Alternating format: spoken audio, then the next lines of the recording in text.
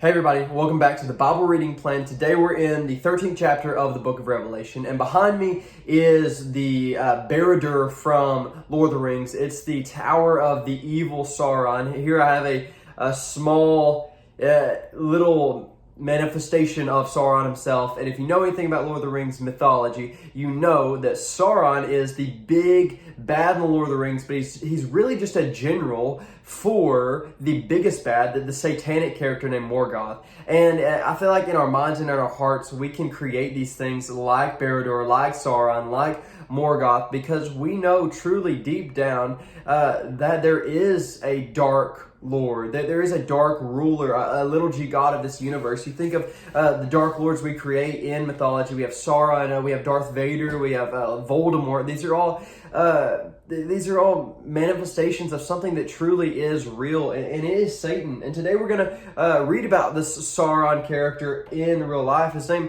we call him the Beast in this.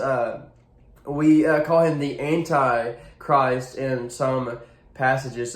Jesus calls him the abomination of desolation in some passages. It's a scary thing. People like to theorize about who he is, what he'll be, how he will come, but we're talking about the Antichrist today, and I want to explain the Antichrist with 5 W's today to make it easier. So when we read this in chapter 13, the beast is the Antichrist and the dragon is Satan. We've already established that the dragon is Satan. But first we see in verse 1, it says, "And I saw a beast rising out of the sea with 10 horns and 7 heads, with 10 diadems on his horns and blasphemous names on his heads. And the beast I saw was like a leopard, its feet were like bears, its mouth were like a lion's mouth."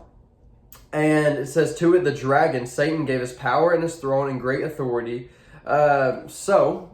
We see that he's all mismatched. Now, this isn't truly what he's going to look like. We look back in Daniel, and we see Daniel talk about, the kingdoms of Greece and Persia and Rome in the forms of animals. And then he talks about this one beast that's different than the others that we don't know. But we'll see him here in this passage. But first of all, the thing that people are going to do, the first W is welcome. They're going to welcome the Antichrist. The Bible tells us that all people will love this guy. This guy will be beloved. He will be someone that the earth looks to and admires, the whole world. You see how it's the whole world looks to it. We see this kind of future coming of technology as well. And the next thing we know, the next W, is he'll have a wound. As in, it says it in this next verse, there's a wound that has been healed. So this man will have a wound that has been miraculously healed, and thus the people will, the next W, worship him. There will be worshiping of this man in some way. And then the next W, we see, it tells us that he's going to make war on Christians, on the believers. And this is in the tribulation period. So a lot of people believe that Christians will be raptured up before the tribulation, but that does not mean that there still can't be people come to Christ, because there will be signs in the tribulation and people will still come to Christ. So there will be Christians in the tribulation, even if the rapture has already happened beforehand. So there's war on the Christians, and the last W, which is my favorite, is whooping. The Antichrist will get thrown out, and we ultimately win. And this chapter also talks about the mark of the beast, which is it's a mark that if you don't have it, you can't purchase anything if it's not on your forehead and on your wrist. And it could be something, in this age of technology, we could theorize it could be some kind of chip that we go into a cashless society. It could be some kind of microchip of the sort, but we have no clue really what it means, or if it's a metaphor or what it's talking about. But there's a lot of theories on that as well. But I want to end with this verse because it might cause some confusion. In verse 8 it says, "And all who dwell on the earth will worship it." This is our W. "Everyone whose name has not been written before the foundation of the world in the book of life of the Lamb who was slain." So what this tells us is that if you are a Christian, then your name has been written in the Lamb's book of life before you were born. Does that mean you don't have a choice, or does that mean there is no part that you play in salvation, or does that mean you don't have a duty to accept the gift that God has given? No, I don't think it necessarily does mean that we have no part to play, or we have no free will in our life at all whatsoever.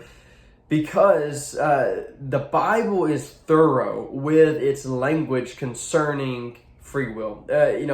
God puts Adam and Eve in the garden, and he says, "Don't eat of this tree." He said, "Of your free will, I want you to love me and obey me. So I'm going to give you the choice to obey me instead of make you obey me, and you can choose." And they chose against obeying God, because of their free will. They were, we're here and we're sinful. So free will does exist. The Bible is very clear about it. But this verse also says that our names were written in the Lamb's Book of Life. So I've given a graph for us, if we can look at that, pause that real quick. So this is all of our earthly understanding down here. This is where we're at. This is what we understand. And we look up and we see free will, but we can't see past free will. We can't see and truly understand God's sovereignty. And in the circle of life that we're in, we can't see how God's sovereignty and our free will actually meet. Somehow, in some way, God's sovereignty works in perfect tandem with our free will. And just because God is sovereign doesn't mean we have free will. And just because we have free will doesn't mean God is sovereign, because the Bible is clear about both. So don't read your words in the Bible. Try to take it at face value. But yeah, that's Revelation chapter 13. And I obviously don't know everything. I'm learning just like you, and we obviously aren't meant to know exactly everything of what's going on in Revelation, but it's interesting to read, and we can get the core messages and ideas that Jesus is showing us through the book of Revelation. Thank you for joining me in the Bible reading plan. I hope to see you tomorrow. Bye.